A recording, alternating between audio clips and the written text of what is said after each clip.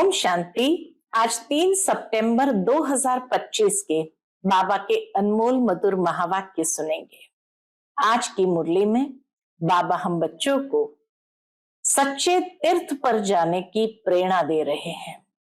मुरली से पहले गीत बजा है, हमारे तीर्थ न्यारे हैं, तो उसी पर बाबा के महावाक्य सुनेंगे कि सच्चा पंडा आया है हम सब बच्चों को सच्चे तीर्थ यात्रा पर ले चलने के लिए। लेकिन इस तीर्थ यात्रा पर जाने के लिए पवित्रता है मुख्य। हमारी तीर्थ कोई धक्का खाने वाली बात नहीं है, लेकिन शांति से बैठकर परमात्मा की याद में रहने की यह तीर्थ यात्रा है। बाबा कहे तुम कहीं पर भी बैठ करके इस तीर्थ पर आगे जा सकते हो। इस तीर्थ पर जाने में कमाई ही कमाई है, क्योंकि हम अपने मन बुद्धि को सबसे पहले परम धाम ले जाते हैं और फिर जीवन मुक्ति धाम में ले जाते हैं। तो बाबा कहे जब तुम ये तीर्थ यात्रा पर जाते हो, पवित्रता को अपनाते हो, तो सहज ही तुम सच्चे ब्राह्मण बन जाते हो। तुम्हें सबको यही संदेश भी देना है कि परमात्मा पिता को जानो, पहचानो और उसको याद करो। तो सुनते हैं आज के बाबा के अनमोल मधुर महावाक्य। ओम शांति। मीठे बच्चे, सत्य पंडा आया है तुम्हें सच्ची सच्ची यात्रा सिखलाने। तुम्हारी यात्रा में मुख्य है पवित्रता। याद करो और पवित्र बनो।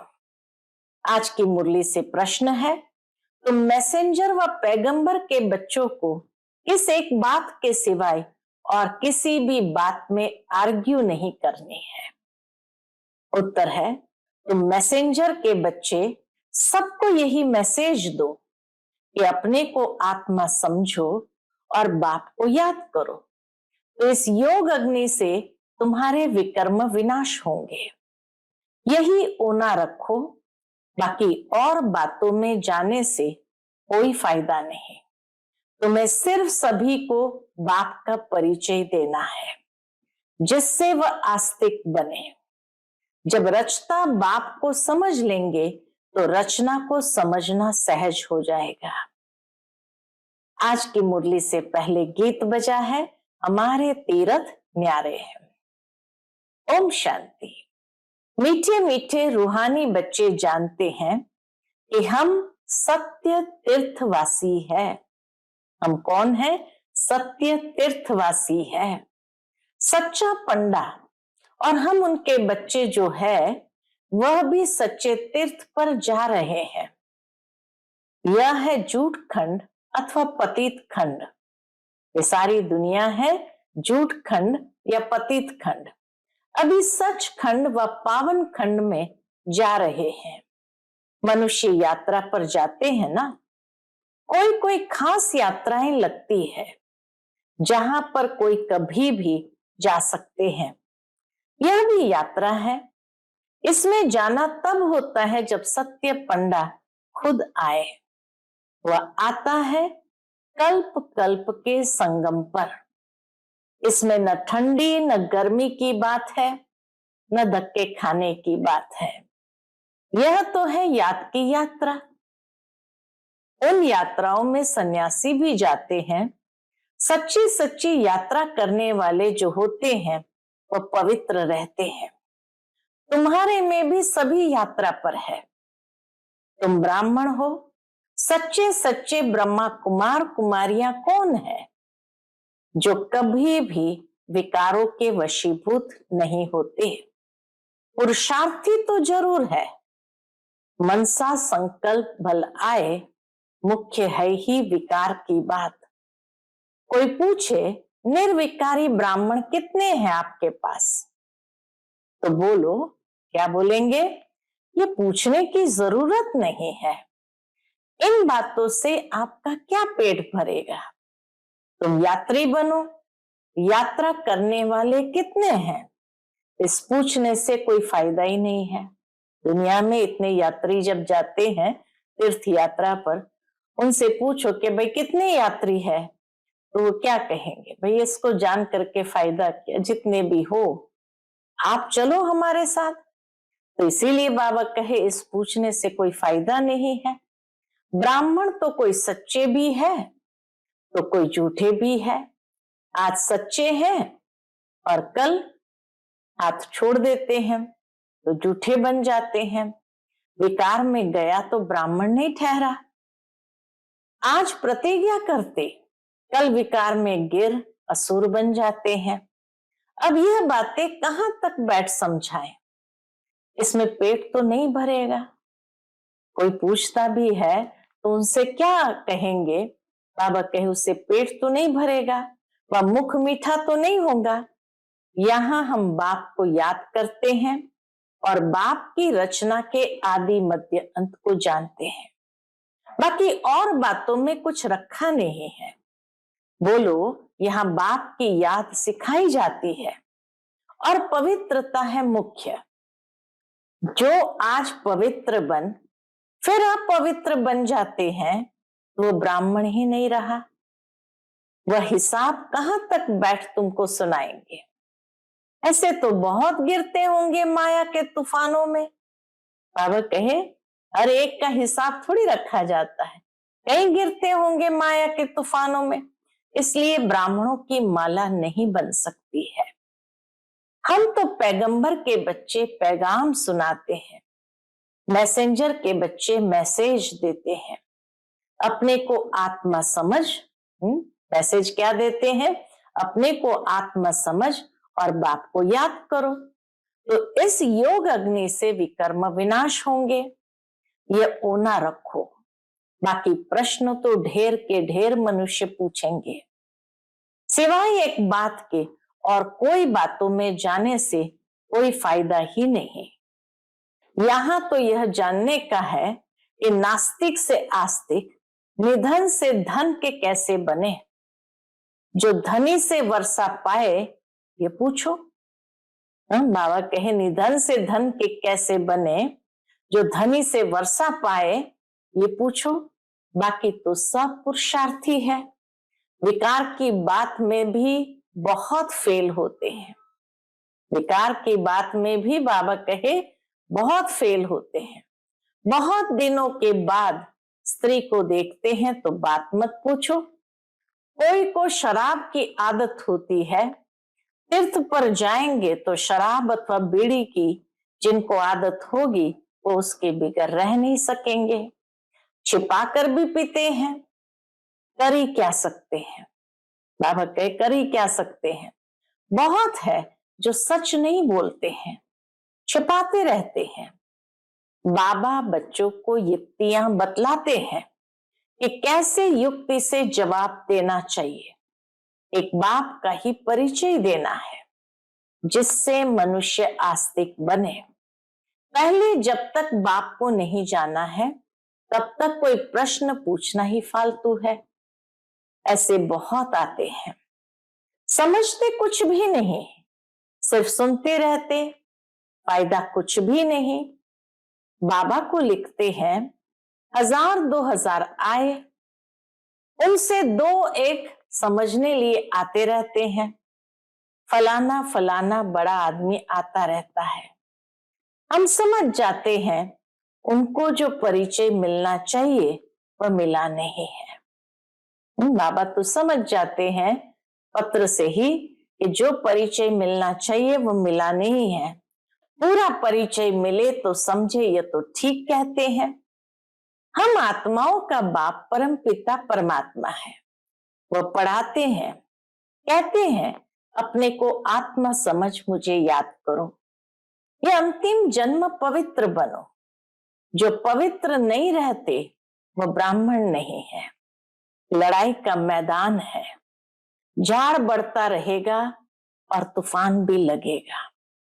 झाड़ वृद्धि को पाता रहता है और माया के तूफान भी लगते रहते हैं। बहुत पत्ते गिरते रहेंगे। कौन बैठ गिनती करेंगे कि सच्चे ब्राह्मण कौन है?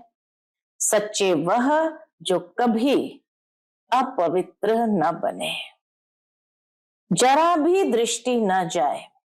अंत में कर्मातीत अवस्था होती है, बड़ी ऊंची मंजिल है। मनसा में भी न आए वह अवस्था अंत में होनी है। कोई भी विकारों के संकल्प मात्र भी अंत में न आए तो बाबा कहे यह अवस्था अंत में होनी है। इस समय एक की भी ऐसी अवस्था नहीं है। इस समय सब पुरुषार्थी है, नीचे ऊपर होते रहते हैं। मुख्य आंखों की ही बात है। मुख्य इंद्रिय धोखा देने वाली आंखें हैं। हम आत्मा है, इस शरीर द्वारा पाठ बजाते हैं। ये पक्का अभ्यास चाहिए। जब तक रावण राज्य है तब तक युद्ध चलता रहेगा। पिछाड़ी में कर्मातीत अवस्था होगी। आगे चलकर तुमको फीलिंग आएगी, समझते जाएंगे। बाबा कहे आगे चलते महसूसता आएगी, फीलिंग आएगी, समझते जाएंगे। अभी तो झाड़ बहुत छोटा है। जब बाबा ने मुरली चलाई थी उस समय तो झाड़ बहुत छोटा है। तूफान लगता है, पत्ते गिर पड़ते हैं, जो कच्चे हैं वह गिर पड़ते हैं। हर एक अपने से पूछे मेरी अवस्था कहां तक है। बाबा कहे हर एक अपने आप से पूछे, जांच करे मेरी अवस्था कहां तक है। बाकी जो प्रश्न पूछते हैं उन बातों में जास्ती जाओ ही नहीं। बोलो हम बाप की श्रीमत पर चल रहे हैं। वह बेहद का बाप आकर बेहद का सुख देते हैं। वहां सुख ही होता है। जहां मनुष्य रहते हैं उसको ही दुनिया कहा जाता है। निराकारी वर्ल्ड में आत्माएं है ना, यह किसकी बुद्धि में नहीं है कि हम आत्मा कैसे बिंदी है। बाबा कहे आत्मा बिंदी स्वरूप है, ये किसकी भी बुद्धि में आता नहीं। यह भी पहले कोई नए को नहीं समझाना है, पहले पहले तो समझाना है। बेहद का बाप बेहद का वर्षा देते हैं। भारत पावन था, अभी पतित है। कलयुग के बाद फिर सतयुग आना है। दूसरा कोई भी समझा न सके, चक्र की बात कोई भी समझा न सके सिवाय बीके के। यह है नई रचना, बाप पढ़ा रहे हैं। ये समझानी बुद्धि में रहनी चाहिए। कोई डिफिकल्ट बात नहीं है, परंतु माया भुला देती है, विकर्म करा देती है। आधा कल्प से विकर्म करने की आदत पड़ी हुई है। बाबा कहते आधा कल्प से विकर्म करने की आदत पड़ी हुई है। वह सब आसुरी आदतें मिटानी है। बाबा खुद कहते हैं सब पुरुषार्थी है, कोई भी संपूर्ण तो बना नहीं। कर्मातीत अवस्था को पाने में बहुत टाइम लगता है। ब्राह्मण कभी विकार में नहीं जाते। युद्ध के मैदान में चलते चलते हार खा लेते हैं। इन प्रश्नों से कोई फायदा नहीं। पहले अपने बाप को याद करो। हमको शिव बाबा ने कल्प पहले मुआफिक फरमान दिया है कि अपने को आत्मा समझ मुझे याद करो।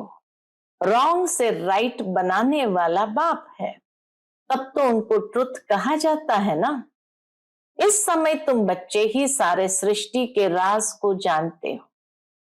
सतयुग में है डिटी डिनाइस्टी, रावण राज्य में फिर है आसुरी डिनाइस्टी। संगम युग क्लियर कर दिखाना है। यह है पुरुषोत्तम संगम युग। उस तरफ देवताएं, बाबा के क्लियर करके दिखाना है। उस तरफ देवताएं, इस तरफ असुर। बाकी उन्हों की लड़ाई हुई नहीं है। लड़ाई तुम ब्राह्मणों की है विकारों से, बुराइयों से हमारी युद्ध है। इनको भी लड़ाई नहीं कहेंगे। सबसे बड़ा विकार है काम विकार। ये महाशत्रु है। इन पर जीत पाने से ही तुम जगत जीत बनेंगे। इस विष पर ही अबलाएं मार खाती है। अनेक प्रकार के विघ्न पड़ते हैं। मूल बात है किस चीज की? मूल बात है पवित्रता की। पुरुषार्थ करते करते, तूफान आते आते तुम्हारी जीत हो जाएगी, माया थक जाएगी। कुश्ती में पहलवान जो होते हैं वह झट सामना कर लेते हैं। उन्हों का धंधा ही है अच्छी रीति लड़कर जीत पाना।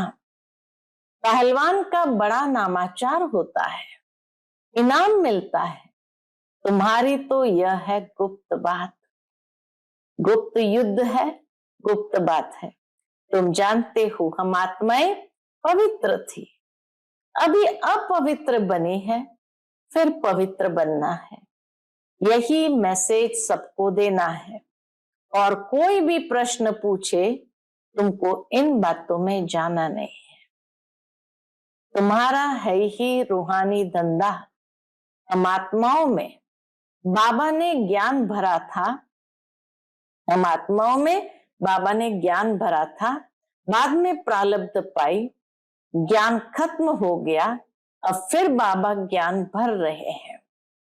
बाकी नशे में रहो। बाबा कहते बाकी नशे में रहो। बोलो बाप का मैसेज देते हैं कि बाप को याद करो तो कल्याण होगा। तुम्हारा धंधा ही है ये रूहानी। बाबा कहते तुम बच्चों का धंधा ही है ये रूहानी। पहली पहली बात कि बाप को जानो। बाप ही ज्ञान का सागर है। वह कोई पुस्तक थोड़ी सुनाते हैं। वो लोग जो डॉक्टर ऑफ फिलॉसफी आदि बनते हैं वह किताब पढ़ते हैं। भगवान तो नॉलेजफुल है, उनको सृष्टि के आदि मध्य अंत की नॉलेज है। वह कुछ पढ़ा है क्या? उनको कोई किताब पढ़ने की आवश्यकता ही नहीं। वह तो सब वेदों शास्त्र आदि को जानते हैं। बाप कहते मेरा पार्ट है तुमको नॉलेज समझाने का। ज्ञान और भक्ति का कॉन्ट्रास्ट और कोई बता न सके। यह है ज्ञान की पढ़ाई। भक्ति को ज्ञान नहीं कहा जाता है। सर्व का सदगति दाता एक ही बाप है। वर्ल्ड की हिस्ट्री जरूर रिपीट होगी, तुम बच्चे जानते हो। बाबा हमको फिर से पढ़ाते हैं। बाप कहते मुझे याद करो। जोर सारा इस पर है, याद की यात्रा पर ही मुख्य जोर देना है। बाबा जानते हैं बहुत अच्छे अच्छे नामी ग्रामी बच्चे इस याद की यात्रा में बहुत कमजोर है, और जो नामी ग्रामी नहीं, बांधे लिया है, गरीब है, वह याद की यात्रा में बहुत रहते हैं। हर एक अपनी दिल से पूछे मैं बाप को कितना समय याद करता हूं। बाबा कहते बच्चे जितना हो सके तुम मुझे याद करो। अंदर में बहुत हर्षित रहो, खुश रहो। भगवान पढ़ाते हैं तो कितनी खुशी होनी चाहिए।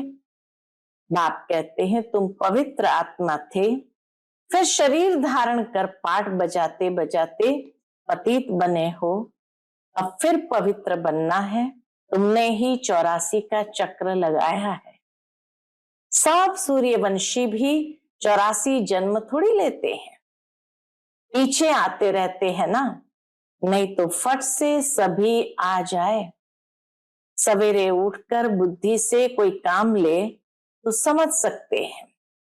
बच्चों को ही विचार सागर मंथन करना है। शिव बाबा तो नहीं करते हैं।